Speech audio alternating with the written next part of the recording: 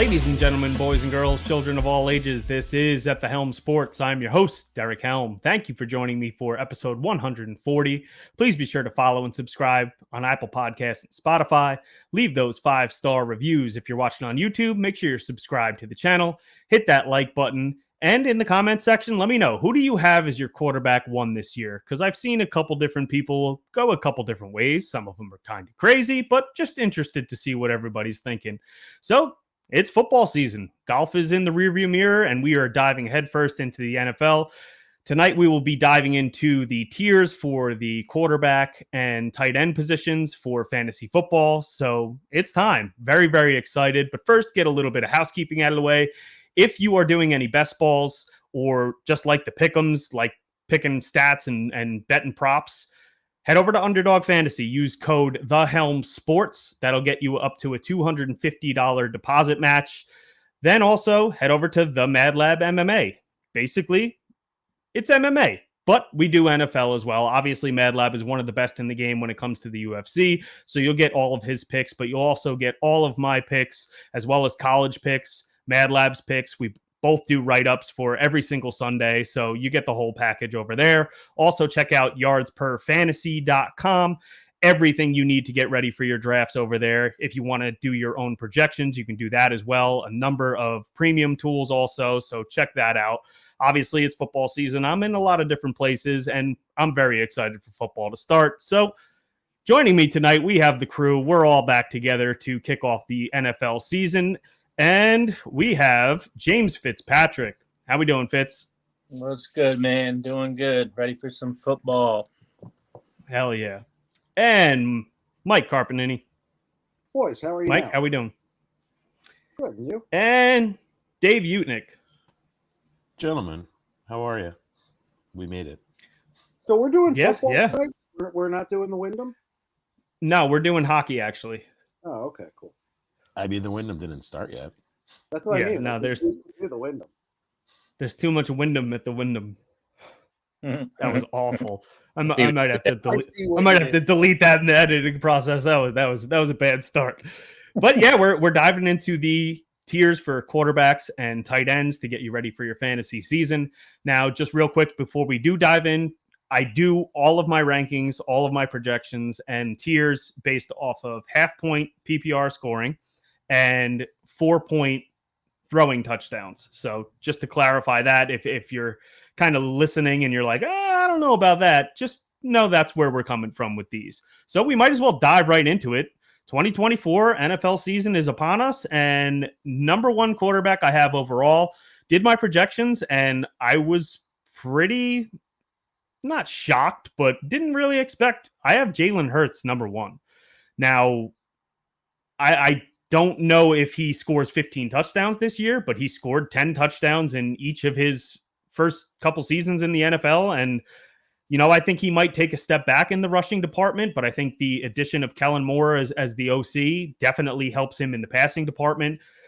Kellen Moore will definitely have them throwing the ball downfield, and that is absolutely where Hurts shines. 43% of his touchdowns in his career are over 20 yards. So if they're throwing the ball downfield a lot more, I think that definitely helps him out, especially with A.J. Brown catching those passes. So definitely like that. But last year, had an okay year. It seemed like he was banged up towards the end of the year, but 3,858 yards, 23 touchdowns, 15 interceptions.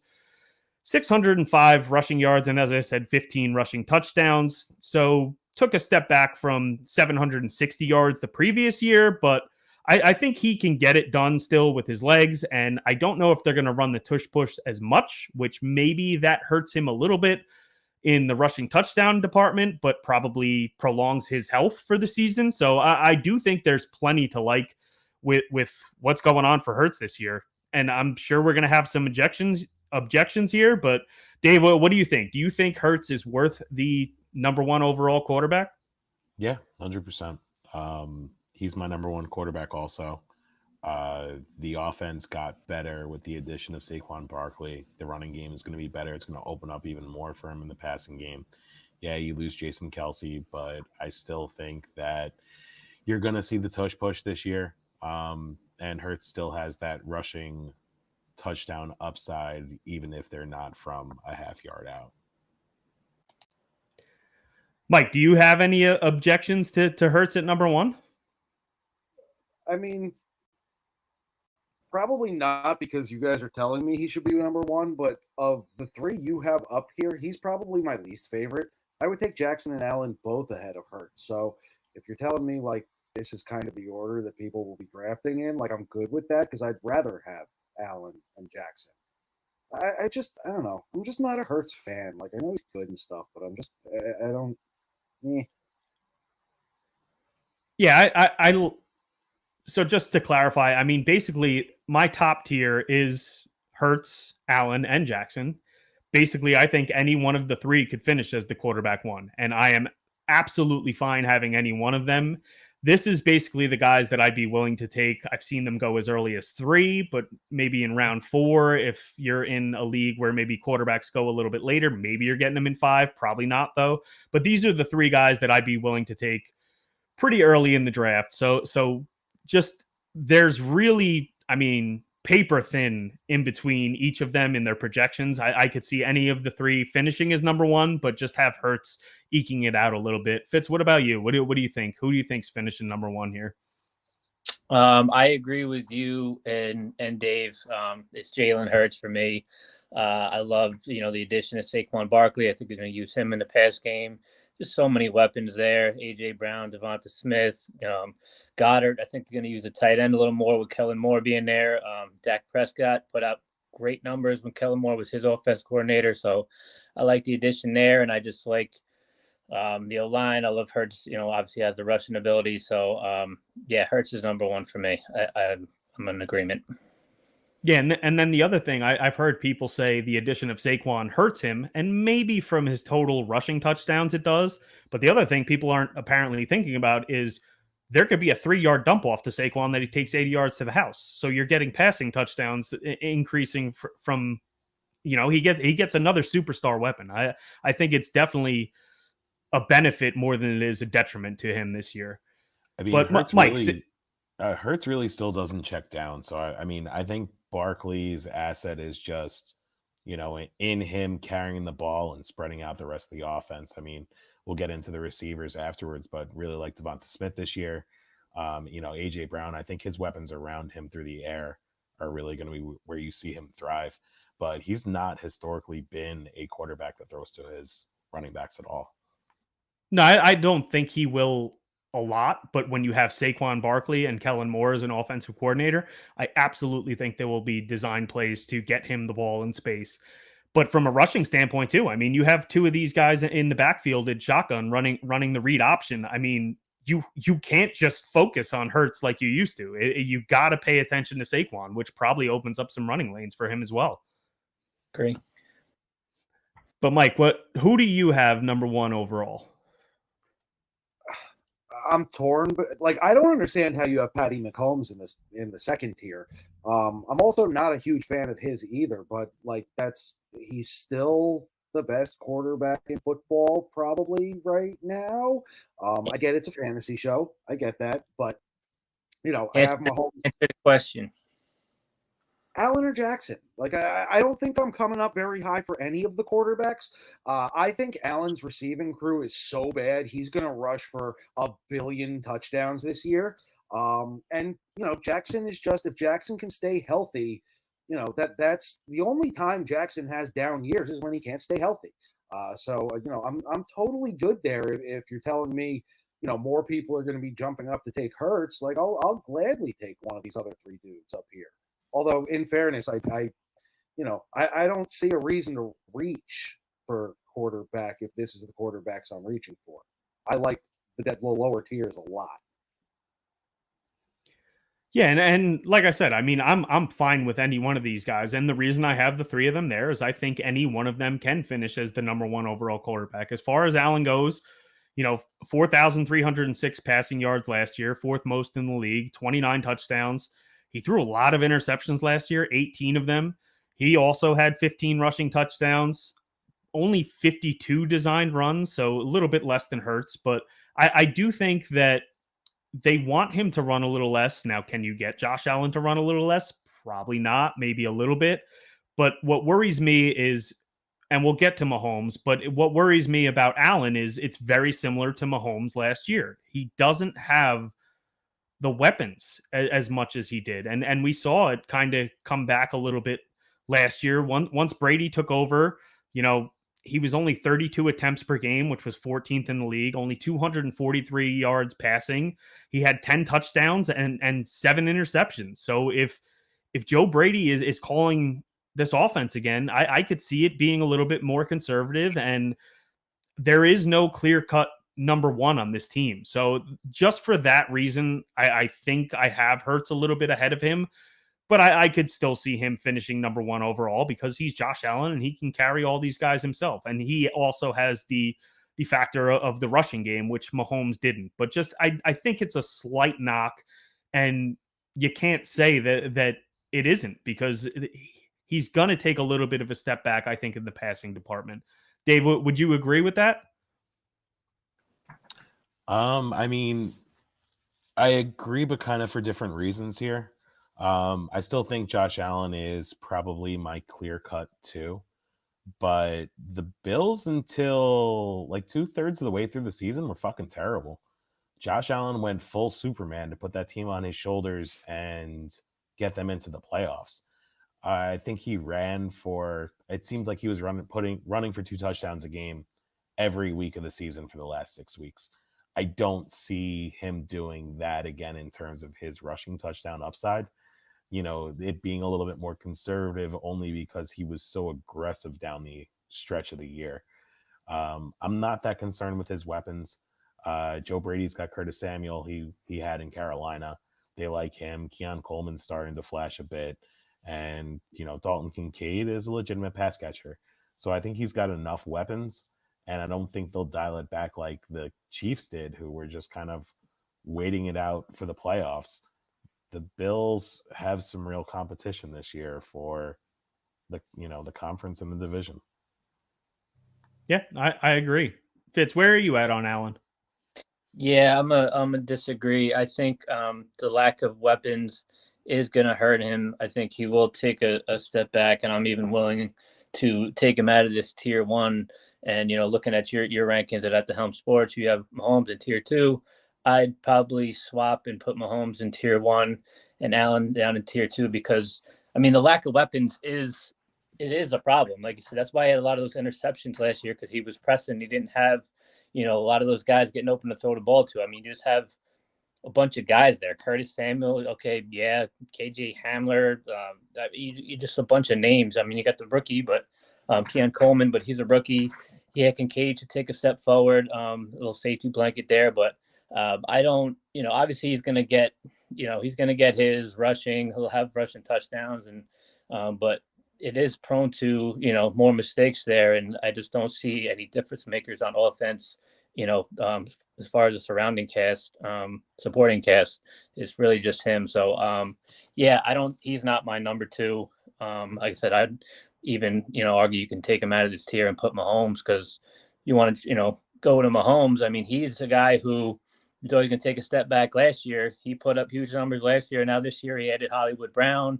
They got Worthy, a bunch of speed there.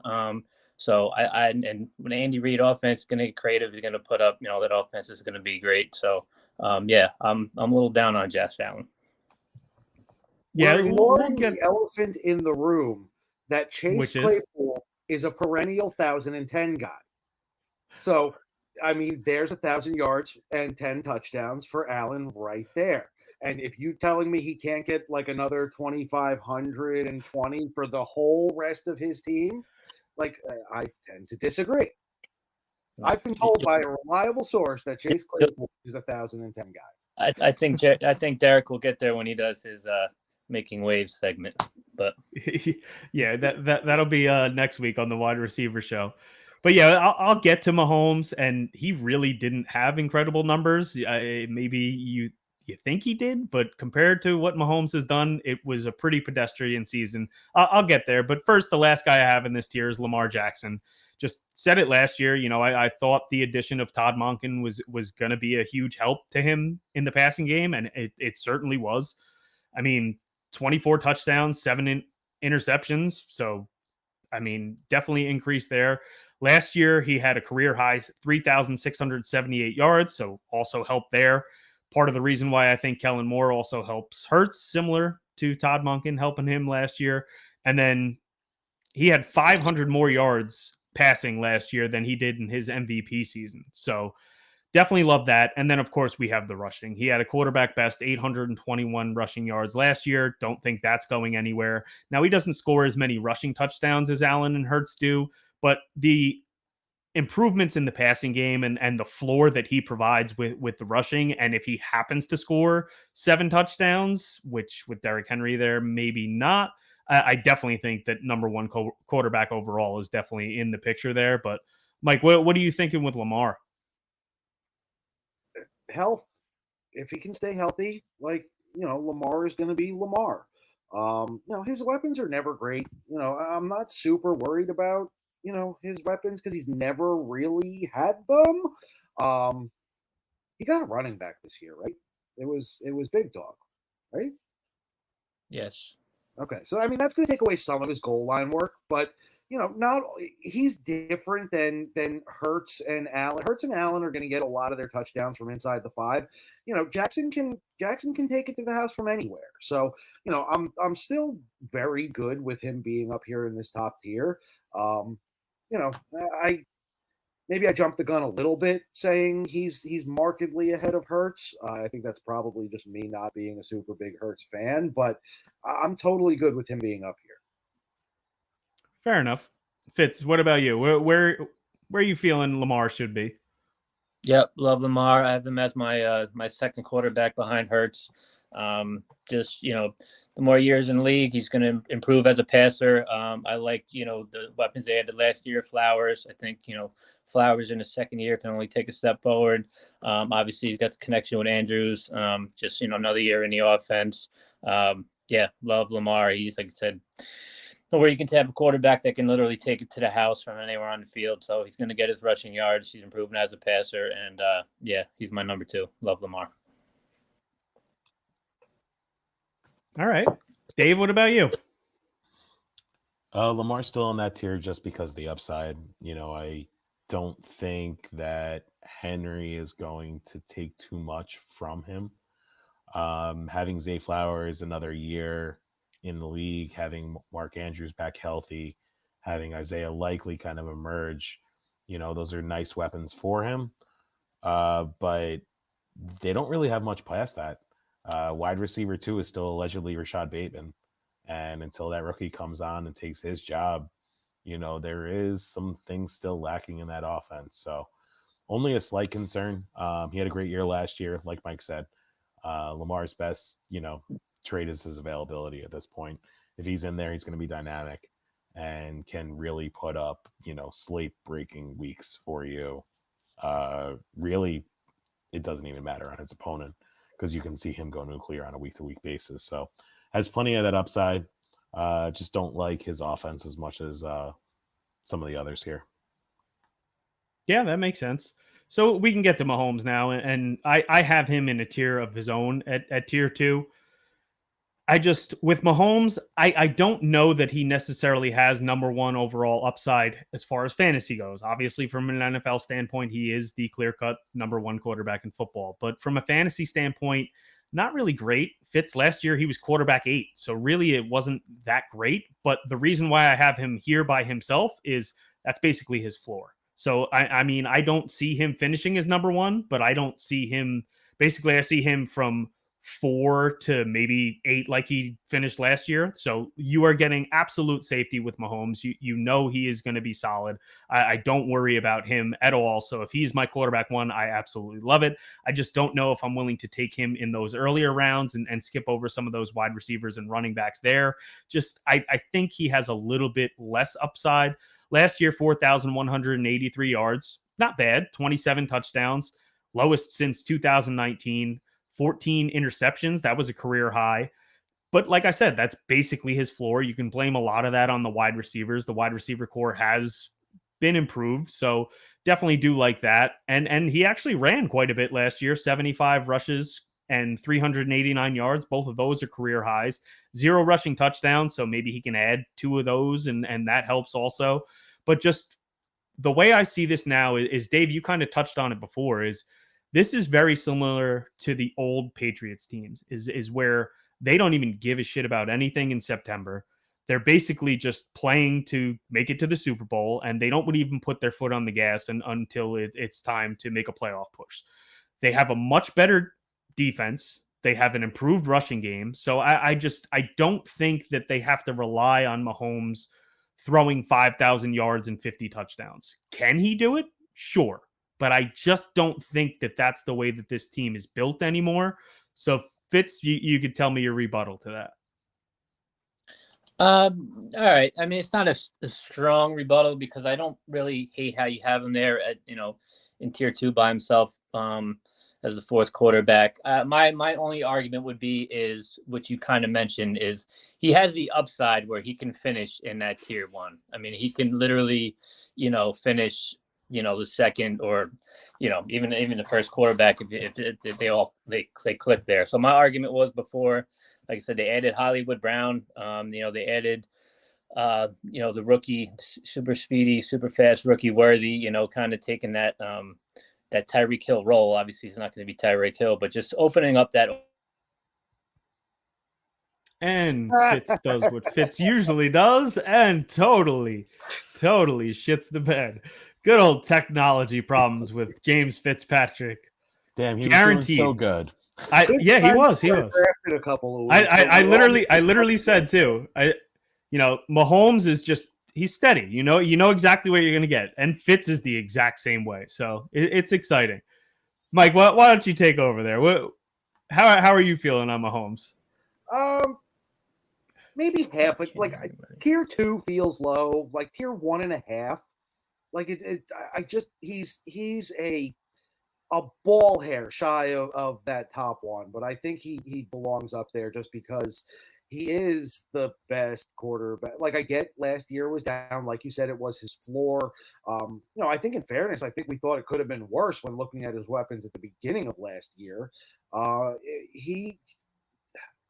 just have a hard time dropping him any lower than this. Makes sense. All right, so tier 3, I have just 2 guys, and mainly it's because of their rushing upside. I just think that it provides them a really safe floor, and if they can get it together in the passing game, I really think that can propel them forward as far as their ceiling goes, and that's basically Kyler Murray and Anthony Richardson. Now, Murray was banged up, but when he came back last year, ended up looking pretty damn good. So, his average for his career is 3,827 yards and 23 touchdowns through his first 3 seasons. So, I mean, those full seasons, I think if he can get a full season in, that's basically where he's going to be, because these weapons are definitely better than what he has had. He's also averaged 489 rushing yards over all of his seasons, and that's even including the last 2 where he basically only played a couple games. So I think you get a very safe floor. I think the ceiling is as high as it's ever been on a points per game basis. In 2019, he was the quarterback 2. And honestly, I think if everything goes right with these weapons, and if he's running the ball and can elevate in the passing game a little bit, I could see him even elevating up into that top 3. But I don't think it's necessarily a probability, but it's definitely a possibility. So that's why I have him here. And then Anthony Richardson, basically it all just comes down to health. Obviously, that's a huge question, but with the upside that he flashed in just 2 games last year, I am absolutely willing to take that chance here, and then obviously would probably take someone further down the board just as a safety blanket. But I love what he showed. I mean, the rushing ability, and I do think that this wide receiver core has some talent. So this is what I have for tier 3. But Dave, what do you think about these 2? I mean, this is where we can at least start arguing. I think the top ones are pretty cut and dry here. I would agree with you on Richardson. Would I put him in this tier with how risky he plays and what we saw out of him? I mean, he played, 2 full games and was knocked out of 2 other ones before being out for the season. I mean, when he plays full games, his potential is here on this tier and could even be higher than that. Kyler Murray, I just don't think Arizona is going to be good enough for him to have that touchdown upside and for him to get there. I have him, who I do like this year, but I think this is just way too high on Kyler. But I'm with you on Richardson. Again, it's a high risk pick for the tier, but I just think you have Kyler way too high. There are other quarterbacks like CJ Stroud playing on much better teams that have way more upside in terms of passing yards and just real weapons and bona fide weapons than we're looking at with Arizona here. I mean, you've got an aging James Conner. Your number one passing option is either, a rookie and a very good one in Arizona and Marvin Harrison Jr., or Trey McBride, who's done it, only impressively for maybe a 6-game stretch. So I think there are too many question marks for Arizona and that offense really to put Kyler up here. And Kyler is coming off that ACL too. So, he does have his own injury history. I think he was definitely healthy towards the end of last year, and he definitely showed flashes of vintage Kyler. I've never been a Kyler guy, but I mean, these weapons are absolutely, whether a rookie or not, they are without a doubt the best that he's had in his career. So the fact that he's already finished as the number 2 quarterback in his career and now actually has these weapons, I definitely think it's within the realm of possibilities. And just like I said, I mean, it's 4-point touchdowns. So yeah, you brought up Stroud, but he literally might run for 150 yards. He's not going to have any rushing upside whatsoever. He can prolong a play similar to Mahomes, but he's not going to have that rushing upside. So that's just the reason I have these two guys here, is just you're starting off with basically 6 points every single week from them. So I love that floor, and I do think that if the passing comes along with it, they actually do have a higher ceiling than the strictly pocket passers, which most of them I have in the next tier. So that's really my reasoning there. Mike, what are you thinking? I'm with you there too, but it's just I don't even think Kyler throws for as much. And remember, Kyler had Hopkins in his, I wouldn't call it his prime, but towards the end of his prime. So yeah, he's definitely had real good weapons before. Yeah. Mike, what about you? What are you thinking here? I don't touch Kyler here. That's just not for me. I personally just don't think Kyler's all that good at football anymore, and might not really have ever been. Richardson, I think, is super interesting. Really high risk, really high reward. I would love to see. I think if he stays healthy, there's no reason he can't be, way up in there in that top tier. But I just don't know if he could really stay healthy. I'm waiting for the next couple of tiers because I think you're completely upside down here on 3 and 4. Yeah, and I mean, I went back and forth. I actually almost made it all one tier, but I gave the reasoning. I love the rushing upside of these quarterbacks. It is a cheat code in fantasy football, and maybe from a scoring standpoint, it should strictly be 6-point touchdowns for passes, because it just gives these rushing quarterbacks such an advantage. And like I said, you're basically starting with a rushing touchdown every week. These guys are going to run for 5 or 50 yards. You're getting 5 points literally before the game even starts, basically every single week. Fitz, what are you thinking here? Yeah, I couldn't disagree with Mike more on Kyler Murray. I mean, say that he's not good, you're not sold on him. I mean, I think he's just huge upside. I mean, the guy, like you mentioned, can run all over the place. You're going to get your little buffer there with the rushing yards. But I mean, just the arm talent alone. I mean, he's just super accurate. He's got a gun on him. He can, make something out of nothing. And, the weapons he's got there, like you mentioned, Derek, Marvin Harrison, get the best, wide receiver in the draft. Trey McBride coming on last year as a legit tight end option. I like Greg Dortch in the slot. They had Zay Jones. They got the Michael Wilson. The big target for him. So yeah, I like his weapons. I like him. I'm totally fine with Kyler Murray here in tier 3. Anthony Richardson, I'm not sold on. I mean, the small sample size last year, I think he needs to do more as a passer to really, solidify himself in this tier, because if he's going to do what he did last year and just run it all over the place, I don't think he makes the season again. He's just, you can't run, 20 times as a quarterback and take that many hits. So I think he's unproven as a passer. So I think he needs to take that next, jump as a passer. Because all these other guys, Kyler Murray, yeah, he can run, but they're good passers. Hurts, he can run, but he's a great passer. Lamar Jackson, he's still a better passer than a Richardson. So I think Richardson needs to do more and a bigger sample size before I put him here. Definitely has the upside. I see why you have him here, but maybe if you want to, like I said, these two tiers, tier 3 and tier 4, are close. But maybe take Dak, because Dak has the weapons and also the rushing upside. Maybe put Dak in here in tier 3, and then we got a bunch of guys coming up, and then we'll talk about it going to tier 4. It didn't age well for me last year. He doesn't have rushing upside, but Joe Burrow, I think, still has a huge ceiling if he can stay healthy. But as far as tier 3 goes, I agree with Murray. I'm on the fence with Richardson.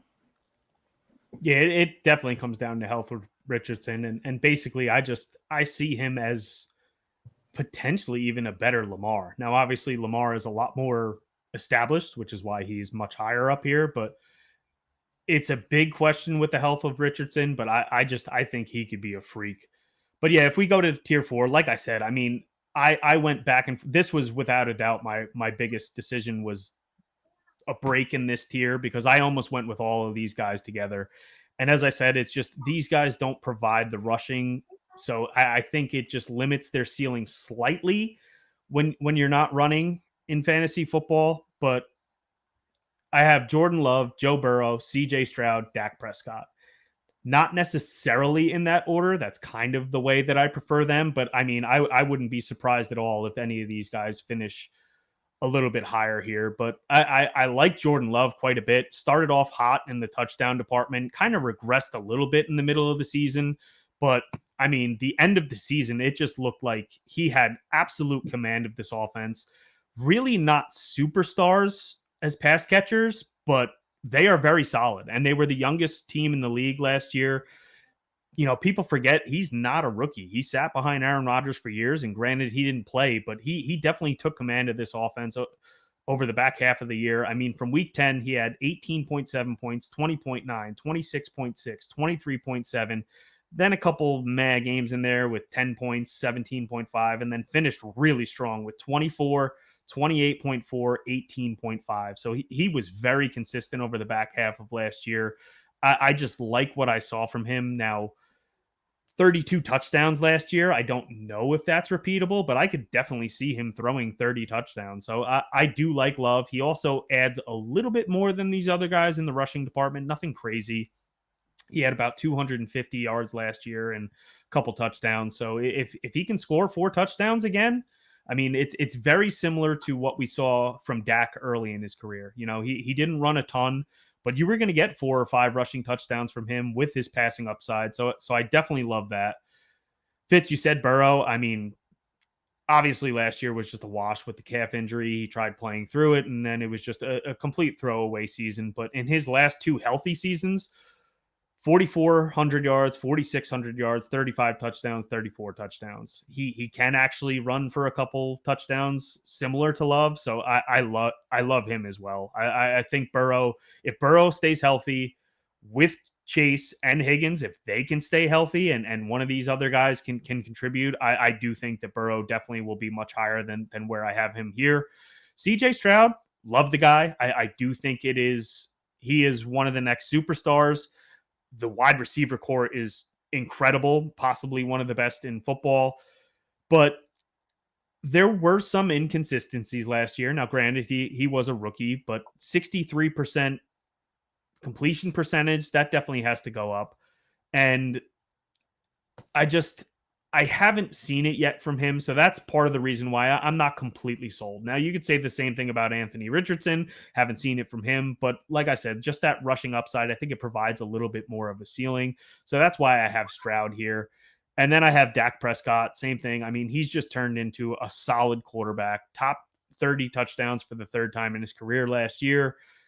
possible that they run with Zeke a little bit more in the red zone. So maybe that touchdown number comes down a little bit, but the defense also took a step back also. So they're going to have to pass more. So that's basically where I'm at with these guys. But Mike, what are you thinking about this tier here? Yeah, you're bugging. Dak is the only one in this tier. Love, Burrow, and Stroud are at like tier 2.2. Like I have them all that high. Give me all Burrow, especially. I think, Burrow, I am Burrow whispering in the preseason. I'm calling it early. Burrow is going to be a fucking monster this year. I think it is the Burrow revenge tour. I am totally good drafting him ahead of most of these other dudes that we've already talked about. I want all the Burrow. I'm a huge CJ Stroud fan. I said it a bunch of times last year. Again, I think, second year player like that's the only thing that worries me. But, if he takes a step here, I think, you're looking at the next great quarterback, now that Mahomes is getting a little bit, not old, but, he's not a kid anymore. And Love just super solid. Like I'm totally, okay landing on Love almost anywhere. Definitely ahead of Murray, probably ahead of Richardson, just because Richardson is so risky. This is what I was waiting for. These are my entire target for this year's quarterbacks. Yeah, and another reason why I'm a little bit lower on Burrow is that is a very tough division as well. You got to figure towards the end of the year, they're going to play in a bunch of shitty weather games. So I just having to play Cleveland, having to play Baltimore, and the Steelers aren't an absolutely horrific defense. That's just a little bit of a knock as well. So that's part of the reason why I knocked them down a little bit. But Fitz, what are you thinking here? Hey Mike. Hey Mike. What do you think of Naked Burrow? Not as intriguing as Naked Lamar. Naked Lamar always intrigues me. The blonde hair doesn't do anything for you? Not yet. I mean, we'll see. But yeah, that's another. Yeah, I forgot. I think we should talk that, man. Give me blonde Burrow. Coming out full Slim Shady. Let's go. That's even better. That's a good point. I should probably move him up a tier just on that alone. Absolutely. I like everyone in this tier. I kind of mentioned I might have moved, Dak out of it and out of Richardson. I love, me, I love Joe Cool. Jordan Love, coming out, he was, super high upside, just raw. He's got the ability, time to sit and develop. And yeah, he's got a lot of weapons there. I love Jordan Love, love CJ Stroud and, Stephon Diggs and Joe Mixon and another year in that offense. The only one I might push into this tier is Jaden Daniels. I mean, we were so, shocked how Anthony Richardson did last year as a rookie with his rushing upside. I think, Jaden Daniels has a lot of weapons there and, McLaurin and I think, with his rushing upside, he can, I can see him finishing as high as these guys. But pretty much I like everyone in this tier. I'm with you. Love Joe Cool the most. Like I said, he's probably going to finish. I can put him in tier 3 if you can count on the health. And but I'll put Jaden Daniels here, and I'm cool with these 4 guys. Dave, what about you? I agree with Fitz on Daniels. I'd rather push some of these quarterbacks like Love and Prescott down to Daniels. I don't think Daniels and Stroud or even Kyler are going to be on the same tier for me. I mean, what you're doing is you're looking at where you want to take these guys in drafts and who you want to prioritize. That's exactly how I have it. So, Burrow, Stroud, those are offenses I want to invest in. And even though they're not running quarterbacks, I think those are going to be very good teams.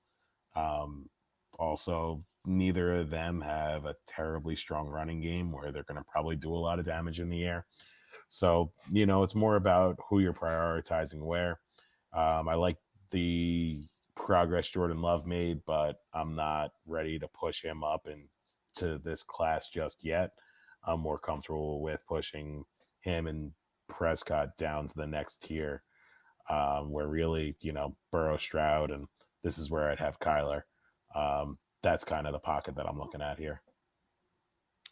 That's fair. And just, I think the reason I like Love a little bit more than Stroud is just a little bit more experience in the NFL, and I believe in this coaching staff a little bit more as well. So that's part of it. But if we jump into the next tier, I mean, you said it. Jaden Daniels can absolutely skyrocket here. Tier 5. I have Brock Purdy and Jaden Daniels, and Daniels. The only reason, we haven't seen much from Richardson, but he does have an entire NFL season under his belt. We have no idea what Daniels is going to be. Yes, he is electric. He should be very good. He has a very good arm, and he's absolutely going to give you the rushing. But just the fact of that unknown, and then also, I am taking in ADP into consideration here. It's just these are kind of where I'm targeting these guys, and I'm fine with any one of these guys as my quarterback one, but this is really the order that I'd be willing to take them in. So I do like Daniels. Fitz, you said it. I think he has a pretty good receiver core. I don't know if it's great, but it should be good enough for him to be able to be an okay passer in year one. And then Brock Purdy, I mean, he is very, very underrated. Just I think a lot of it has to do with just the draft capital that he had, and just people really haven't gotten over that. But the guy, I mean, he's throwing 30 touchdowns a year now. Granted, looks like Ayuk is probably going to get traded, so maybe that's a little bit of a knock. And if McCaffrey really is hurt, he might be coming out of this tier. But these are basically my top 12 quarterbacks, and I'm fine with any one of them there. But Dave, what do you think about these guys? I don't love Brock in this tier. I think there's a lot of uncertainty going on with the Niners. I don't buy too much into trends, but losing the Super Bowl, you usually don't rebound as strong, just historically speaking. The Ayuk trade does hurt that offense. So, I'd rather bet on talent around him. The unknown of Caleb Williams, Trevor Lawrence making a leap. I'd rather have those guys than Brock Purdy this year. Just really personal preference. Brock Purdy was extremely efficient in an extremely efficient offense. Can he replicate that, especially if you start taking weapons away? I mean, we're talking about the Niners offense right now before anything happens with Ayuk. If Ayuk is back there somehow, which doesn't look like, then this may be looking different to me. But if you're going to remove a valuable piece of that offense now in the preseason, I think that's going to disrupt a lot of things. So I'm not reaching for Purdy this year. I mean, betting on the Niners, their offense was, otherworldly last year, but this is not what you'd like to see in camp, I think, is the easiest way of summing that up. Yeah, I agree. And come next week, by the time we do the wide receiver show, Ayuk could be a Steeler. He could be on a different team. But I also think that it's in the realm of possibilities that, he sees that maybe the grass isn't greener somewhere else, and maybe a deal can't be done, and they end up re-signing him. And if that's the case, I'm absolutely fine with Purdy here. If he does go, I will absolutely consider moving him. But Mike, what are you thinking here? I mean, I think you're about right here. I think these are in the ballpark of the last two off the board in like a 12-team league. I can see what you're all saying about both of them. I personally would have a couple of different quarterbacks here as my last two, but I can see the argument made. I'm higher on Purdy than most other people. I like him as a player, but again, I also don't super give a shit about the fantasy. Like, same argument as Mahomes. He's just a good football player, so I'm going to put him here, even though fantasy wise, he may not be as high scoring as, a lot of these other guys. I know you referenced it, but I don't give a fuck about ADP. I'm going to go out and get the dudes I want to get when I want to get them. I don't give a shit where everyone else is drafting them. So if I want them where I want them, that's where I'll get them from. So I'm not super concerned there either. But at this point, I'm just waiting to talk about Rodgers and Darnold. Fitz, what are you thinking here? Oh boy. Yeah. So you say, Purdy's more just a good football player. He's also a good fantasy player. He was the 6th overall quarterback in fantasy points last year. But even saying that, I probably take him out of this tier. I had Jaden Daniels in a tier above. So this tier is 3 quarterbacks for me that you don't have, and it's Kirk Cousins, Jared Goff, and it's Tua. Those are just 3 offenses that like Dave said, I want a piece of. I love Kirk Cousins this year. I think with the weapons he has and Drake London and hopefully Kyle Pitts doing something and Darnell Mooney and Bijan Robinson and, run game. We saw what Kirk Cousins can do in Minnesota with less. So I really like Kirk Cousins. Jared Goff's always been my guy. And, that offense is definitely on the up, a bunch of weapons. He was, he had a great year last year. Finished as number 7 fantasy quarterback, and then Tua is just that offense also. With Tyreek Hill and Waddle and everything they got going there, if he can stay healthy, it's Tua, Goff, and Cousins in this tier for me. That's fair. And just last thing on Purdy is just, and with Ayuk gone, I mean, it probably would take a step back, but he's also a very good deep ball thrower. Last year, 70% over 20 yards. That actually led the league for quarterbacks with at least 100 snaps. So I think in this offense, they are efficient.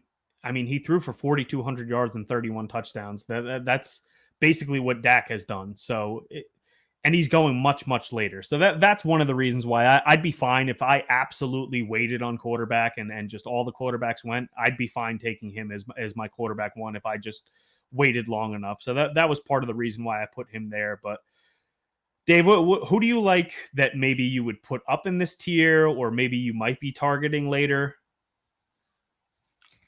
In terms of targeting later, I mean, I'd bump up Kirk Cousins. I'd bump up Trevor Lawrence. I'd bump up Caleb Williams just based on upside, or maybe we're dealing with different tiers now. But, a couple of guys that we haven't talked about. Justin Herbert has the injury issue, but he is still a talented quarterback. Yes, they're going to a run-heavy offense, but doesn't mean that they're not going to pound the rock and stretch the field too. It'll be interesting to see if that injury lingers on, but they say it isn't. Who knows? Deshaun Watson, I'm interested in late in drafts. Aaron Rodgers, I'm interested in late in drafts. I mean, I think the Jets offense is going to be really dynamic, at least until the circus comes to town and, the train falls off the tracks here, which is just Jets football. So those are a couple of guys that I'm looking at late in drafts. I'd like Daniel Jones, but I'm also not convinced he's going to play the whole year. So, I think he's got great upside at a really cheap cost in ADP, but he's not going to be your QB1, and who knows what's going to be, what type of contributions he can make down the stretch for you. Yeah, I like Jones. I've actually taken a little bit of him in best ball. As you said, it's basically he's free, and with his rushing upside, I mean, if I made a case for Purdy. If you literally just lose on, let's say you're going to take Purdy or one of these other guys you just mentioned, and all of a sudden somebody takes their second quarterback and you literally have nothing, Daniel Jones, you could have worse options. And if he ends up getting hurt or losing his job, then you go to the waiver wire. But I think that's fine. As far as Caleb goes, incredible situation for a rookie. We really don't see it often. I kind of like that. Kirk Cousins just coming off the Achilles, same with Rodgers, just at their age. Part of the reason why I kept them out of there, but I do think you can definitely take a chance on them. They should be rostered. Trevor Lawrence, I made a case for him to make a huge leap last year. And, part of it was he was really, really banged up, showed his toughness, which was incredible. But just, I don't think he's ever going to live up to what we thought he was going to be in the draft process. Now, granted, to be fantasy relevant, he doesn't necessarily have to do that. I could still see him being a top 10 quarterback. But just, I don't know if I want to go into the season with him as my quarterback one. So Fitz, who are you targeting later here before Mike goes on his tirade? Yeah, I don't want to steal too much of his thunder, but I do like Aaron Rodgers late. If he can stay healthy, for once the Jets, might actually have an offense. They got a lot of weapons there, and I don't think Rodgers is done yet. So I think I could see a good year from him. I do like Deshaun Watson late, like Dave mentioned, and. Yeah, I mean, maybe. Yeah, I like Trevor Lawrence, Rodgers, and Deshaun Watson. Those are probably three guys I like late. Mike, you're muted, so It's a good start. Look at the weapons Aaron Rodgers has around him. Garrett Wilson is fucking primed for an absolutely monster year. I cannot wait for the wide receiver show. I cannot fucking wait for the wide receiver show. I think Mike Williams, if he can get back on the field, just you could save some of it for the Jets show too. Okay, the Jets show to Malichi or whatever the hell Fitz called Corley at the rookie draft. I think he's it was Malaki. It's Malaki. Malaki. That's Mike, say it right. Malaki. It's Malaki. Brees Hall, a healthy Brees Hall. Like I just got all right. The list goes on and on. We increased the offensive line better. Not the Jets preview. Could be like 2015, 2016. Aaron Rodgers. Just say Aaron Rodgers is a late quarterback and name some others. I did that. And now I'll say the same thing about Sam Darnold. Sam Darnold has never had a player like Justin Jefferson. I see no reason why, Sam Darnold can't, hold off the rookie, have a really good year, and put the Vikings in a really tough spot next year. The Central, the Lions are really good. The Vikings, I don't think are I think they can battle with Green Bay there for potentially, a high-end wild card there. I see no reason why Darnold can't, put together a very decent season. When we do the wide receivers show, I do like Jefferson, regardless of who the quarterback is there, just because you have to throw the ball to Jefferson. But I worry about Darnold a little bit because I am a J.J. McCarthy believer. I do think that he's going to be an NFL quarterback. I don't know that he'll necessarily be a superstar. They have a bye week of week 5 or 6, I think it is, and I could 1,000% see if Darnold's just okay and they're seeing McCarthy do well in practice, I could see once they get out of the bye week switching over to the rookie. So that's my concern there. I will say, though, from a best ball standpoint, or more so a DraftKings standpoint, using Darnold the first couple weeks and pairing him with a Jefferson, he'll probably be very cheap. So that's probably going to be an interesting stack to look at. Haven't really looked at the week 1 pricing yet, but that's definitely something that I want to look into there. But anybody got any other quarterbacks before we move on to tight ends here? No, we're off the rails here on a season-long fantasy ranking show, and Mike's talking about Sam Darnold. Let's go to tight ends. All right. So what about Bo Nix? Should we mention Bo Nix? We can. You might as well mention all of the rookie quarterbacks, right? It's how much JJ plays. It's how much Drake May plays. Drake May is extremely talented. And it's a matter of if Bo Nix plays. I mean,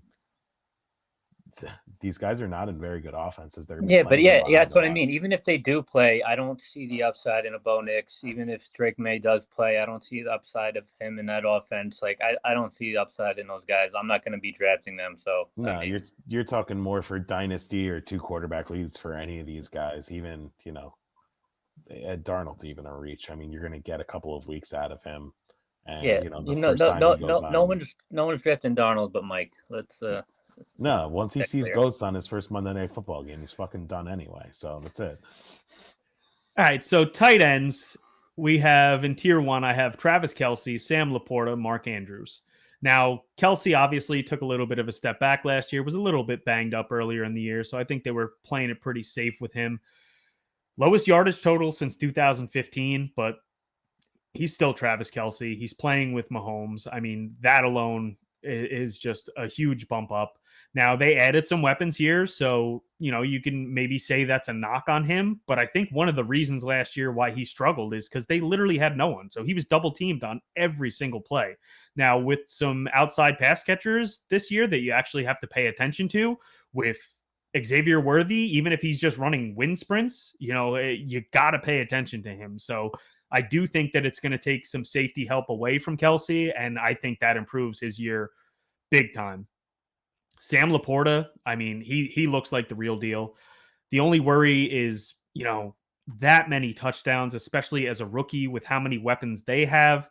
He could possibly take a step back in the touchdown department. So I think I'd rather Kelce over him, but he's absolutely in the top 2, top 3 tight ends without a doubt.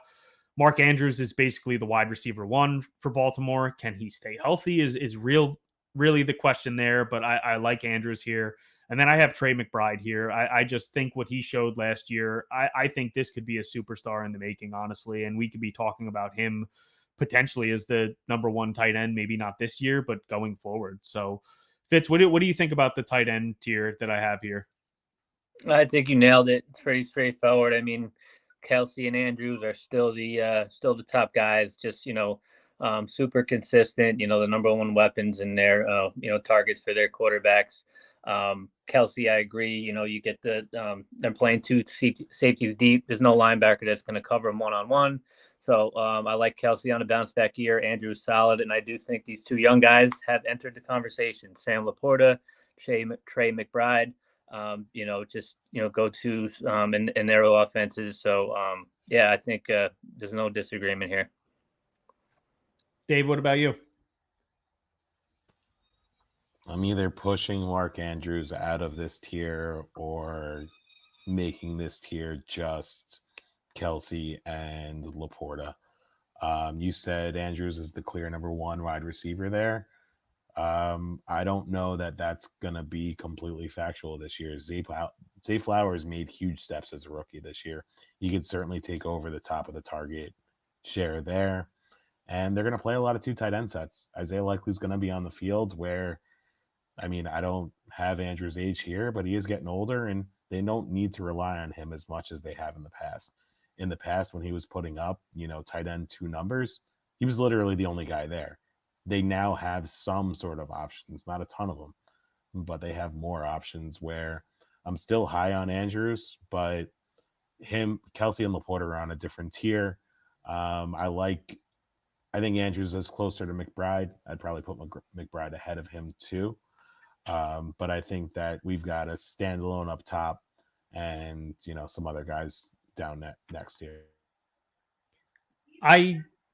I'm not totally sold on Zay Flowers. I do think that he's a talented wide receiver, but I don't know if he's a wide receiver 1 in the NFL. I don't know if he's going to command that high of a target share. And we're talking about tight ends here, and the tight ends are a shit show. And with Mark Andrews, he's still going to demand targets. I think the only way he doesn't finish in the top 5 is if he's not healthy. And that is a question. He hasn't been healthy in the past. But when they get down to the goal line, everybody is going to be keying on Derrick Henry. And literally, you fake a handoff to Derrick Henry, and Andrews is just standing in the middle of the end zone wide open and scoring touchdowns. So I do think that that's going to be a possibility this year, and that's part of the reason why I have him up here. But, Mike, what are you thinking here? Another vote for kind of split this tier up. I'm going to go against the grain here. I know that's going to be shocking, but I think LaPorta is a standalone tier 1, and I think the other guys are a half a step behind. I think Kelce's cliff is going to be severe. Can't tell you why, just kind of think it is. And Andrews is going to be splitting time. Likely is a good football player. And, McBride is, has a lot of potential here, but, we haven't seen a ton of it. I don't want to drop him down, but I think I just think LaPorta is the clear head and shoulders above the other 3.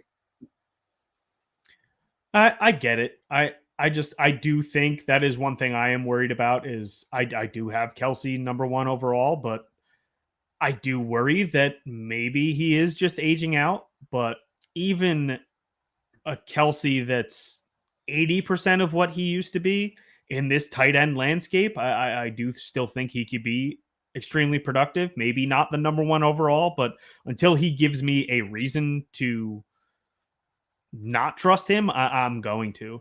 As far as LaPorta goes, I do think that he is extremely talented. I do think that you can make a case that he should be the number 1 overall, but a lot of it last year was touchdowns, and that's not a sticky stat, especially for a tight end.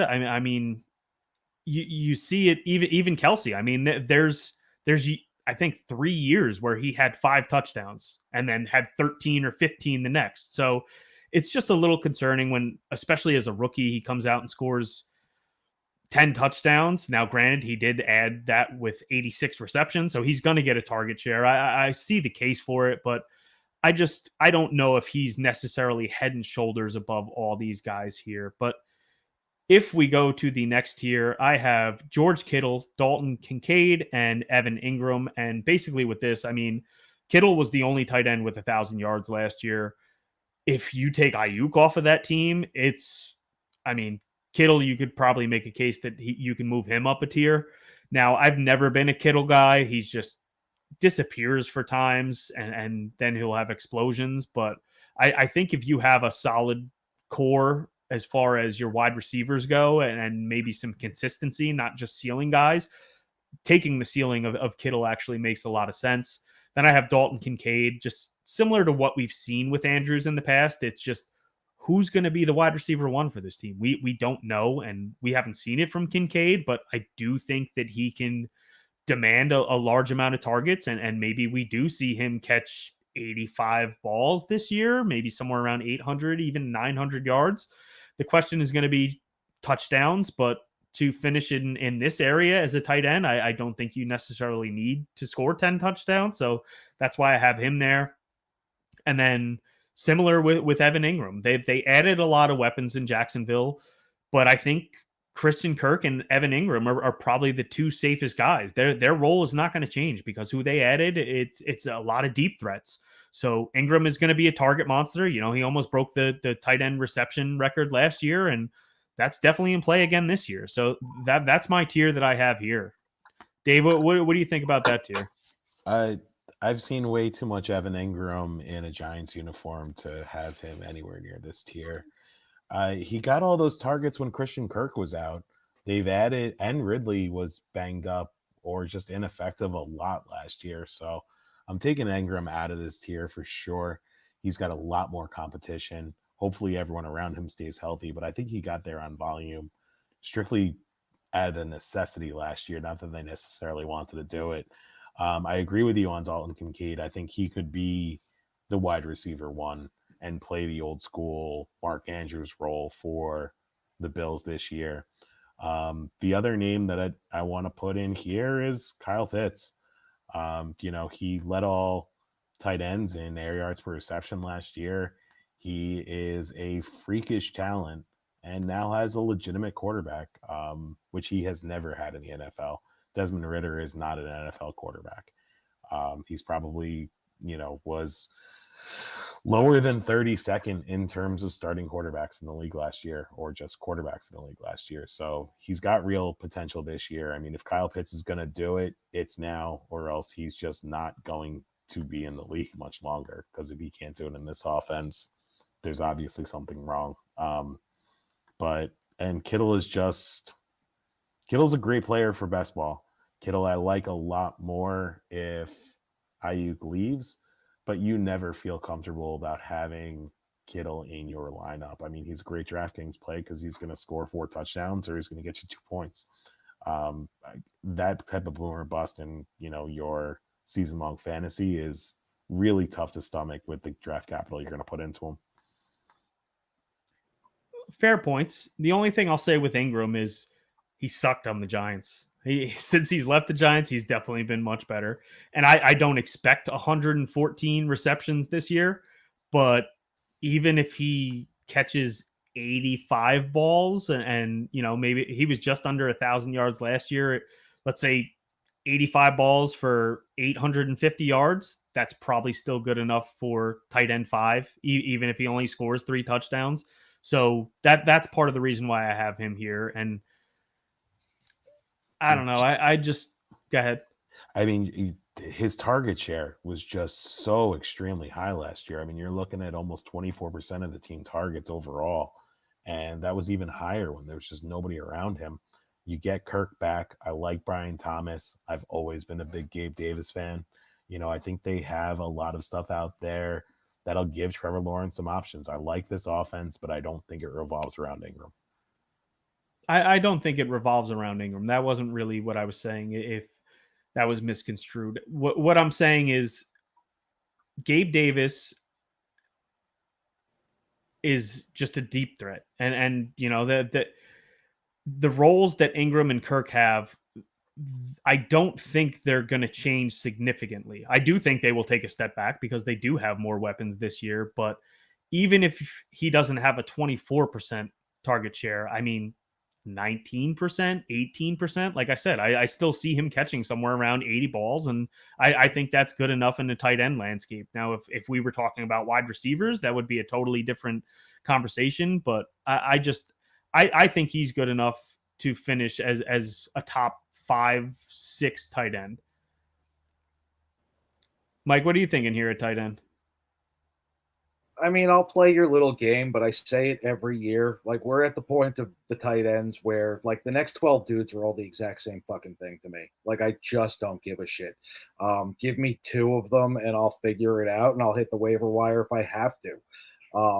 Kittle, I think you're right. Like, I think Kittle, Kincaid, Ingram is if you want to put somebody on top of the shit heap, I think these are the 3 to probably do it. I won't steal Pitts from Fitz. I'll let him go off on his little thing there, but I think we all kind of, are hopeful for Pitts. Like, this is the year.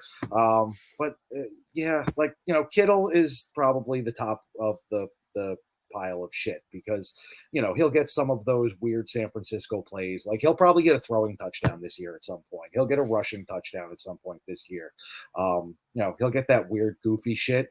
So as long as he can stay healthy, he squeezes out a couple of points. But like, I just don't give a shit here.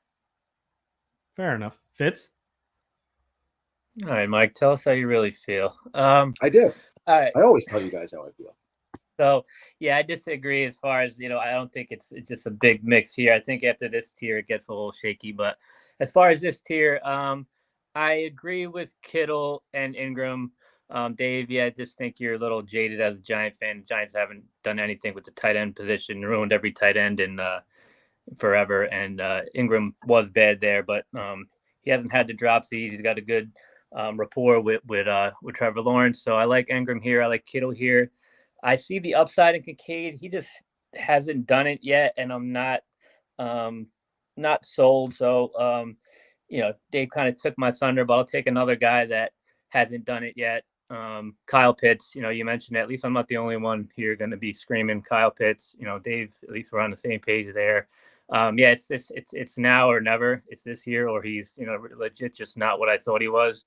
But what I thought he was an absolute stud, top tight end in the league. I mean, the guy, when I watched him at Florida, it was just, just a freak. So I think if you can get him, you had Arthur Smith there last year using, Jonnu Smith and just having Pitts blocking. I mean, put him out in space, get him matched up against a linebacker and a safety. Get him playing a little more receiver. Now he's got a quarterback in Kirk Cousins, and Arthur Smith is out of there. So I do. I'll take Kincaid out and put Pitts here, but I like Kittle, Pitts, and Ingram in this tier. Fair enough. Yeah, I mean, I'll move to tier 3, and I have Ferguson, Pitts, and Bowers. And Pitts, for me, I do think that he's absolutely worth taking a chance this year. I do think that he could finish much higher than where I have him. But we've seen a lot of athletic tight ends just not work out, and it hasn't worked out for him so far. Yes, I get that Kirk Cousins is by far the best quarterback that he's ever had, but Kirk Cousins is coming off an Achilles tear. I mean, we don't know that he's going to be 100%. And Drake London is probably still going to get the bulk of the targets there. So I do see the case for Pitts. The floor, I don't think, is there as much, so I just have him a little bit further down. I do prefer Jake Ferguson a little bit more. Now, same thing. He was a little bit more touchdown reliant last year, but on the Cowboys, I mean, it's basically CeeDee Lamb and him. I mean, Brandon Cooks will have a couple games here and there, but I do think Ferguson is pretty consistent when it comes to the tight end position. I do think he is a good tight end, and he's going to score a good amount of touchdowns from year to year. So I do like him. And then I have Bowers in this tier. Just, I mean, he similar to Pitts. I mean, I think he's one of the best tight end prospects to come out in quite some time. Now, the landing spot is not great, but I do think with his ability and draft capital, they're going to try and get him the ball. So that's what I have for here. Mike, what do you think about those 3 guys? Where is Bowers' landing spot? Is he in Vegas? Yes. Okay. I mean, I don't hate that. Is Minshew starting there? They haven't said yet, so But you'd he's prefer going it to to be beat Minshew. out O'Connell, right? Like we could all think that You would think so. O'Connell. Okay, You so would think so. I don't hate that. Like I think Minshew can sling there. I think that's kind of an intriguing upside kind of play.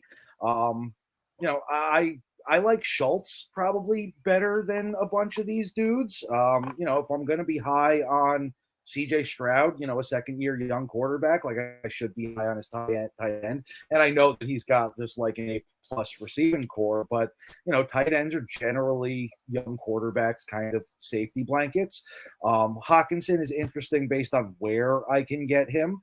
And I know I'm going down just because I don't agree with Ferguson. I think okay. I don't feel like he needs to be here. I already pushed Pitts potentially up a tier. So, Hawkinson, if I can get cheap, again, Darnold is going to have an absolutely monster year. So, if Hawkinson can get healthy, that could be a good stretch run piece. And, I probably put Schultz ahead of most of them. Fair enough. So, Dave, what are you thinking here? I think Mike's an idiot, and Schultz just can't earn targets in Houston's yeah, there's too offense. many. There's too many mouths to feed there.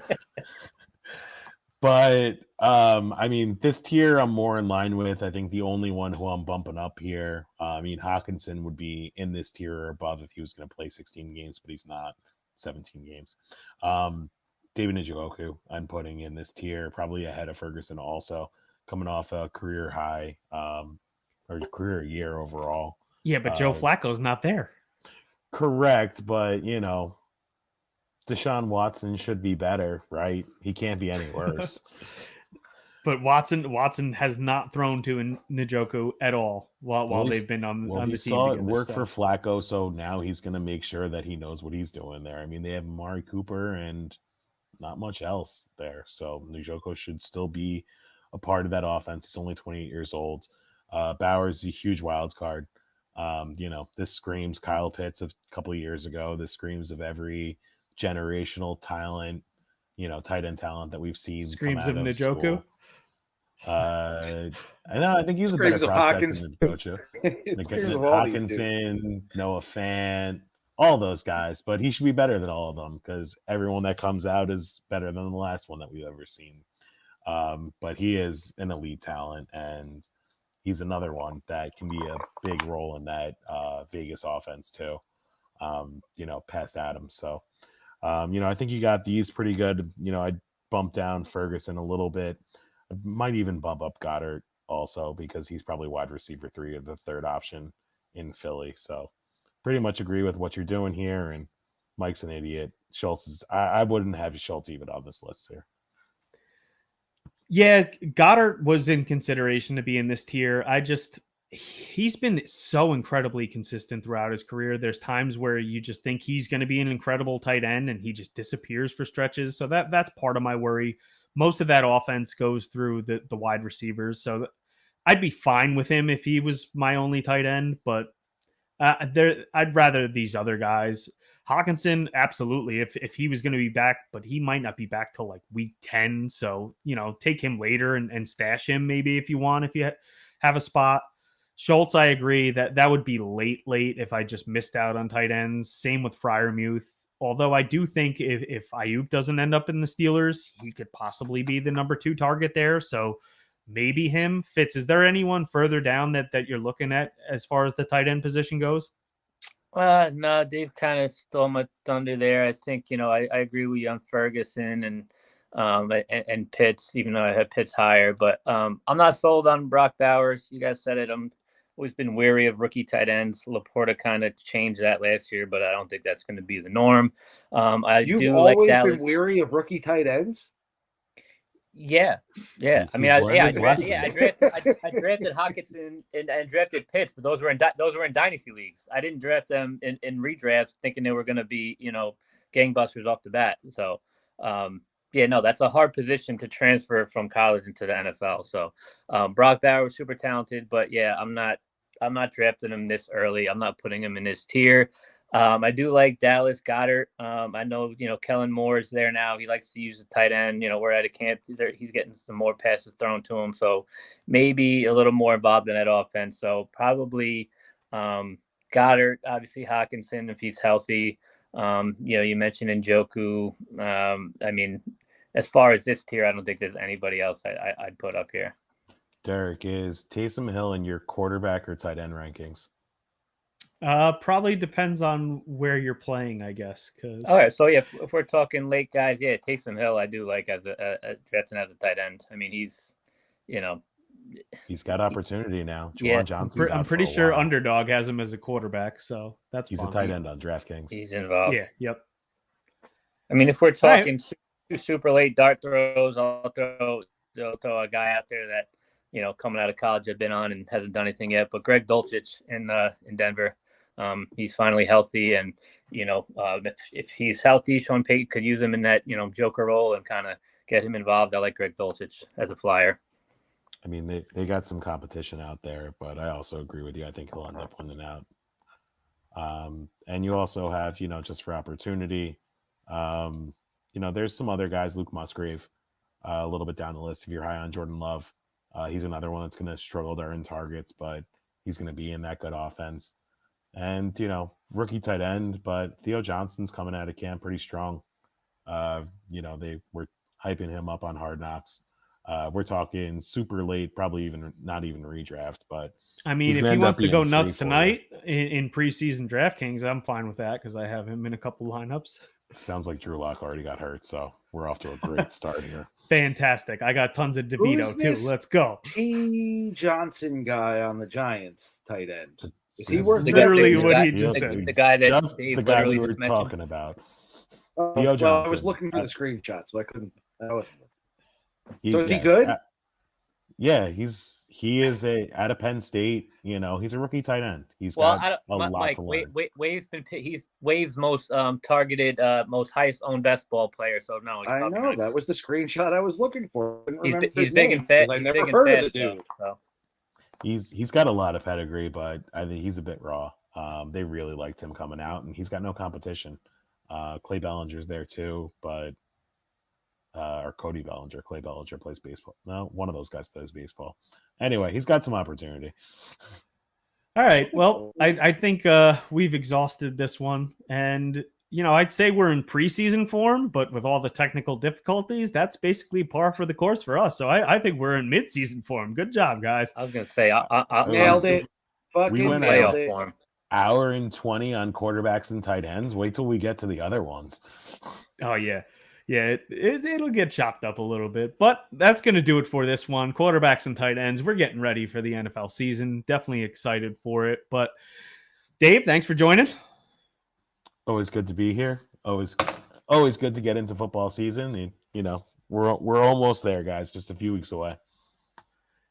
And Mike? Can't wait for the Jets show. Oh, yeah, it's coming. And Fitz. Yeah. I'm ready for some football. Good stuff, guys. All right, gentlemen. We will be back next week to talk wide receivers. And as always, check out thehelmsports.com. Don't really have much up there right now, but I will have any future bets that I decide to make. Haven't really looked too much. Been in the golf season mode, so definitely going to take a look at some future markets. So check that out.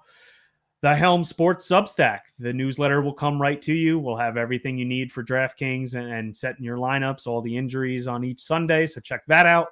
But that's going to do it for this week. First football episode in the books, and it went pretty well. I think we did a pretty good job of covering the quarterbacks and tight ends. So make sure you come back next week. But that's going to do it for me. I am your host, Derek Helm. And remember, just have fun out there.